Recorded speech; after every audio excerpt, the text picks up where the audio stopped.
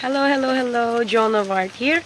A rainy good afternoon to all of you. I would like to talk to you about the Ilonggo word for rain. First word that comes to mind is ulan. But like drizzle, shower, or raining cats and dogs, there are also many words, Ilonggo words, that mean rain. So if we're talking about a light rainfall, you can call it dabu-dabu or talithi.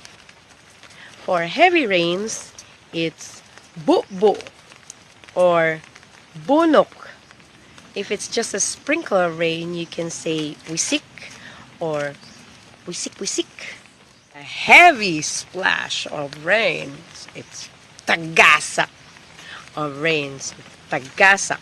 The water is falling heavily. Raindrops are called tulo sang ulan. You have to specify if the drop or tulo is that of ulan or something else. So you have to say, if you mean raindrop, you say tulo sang ulan, the drop of rain. Hamog. Hamog. Flowing is tubod.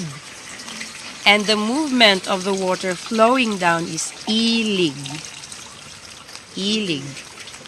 So, tubod is the water gushing out, and the water flowing is ilig. So, there's your water flowing, ilig. This is a wet umbrella. Wet is basa. Basa. So there you have it, rain and its many forms, and also its many properties. So until then, keep dry, stay dry.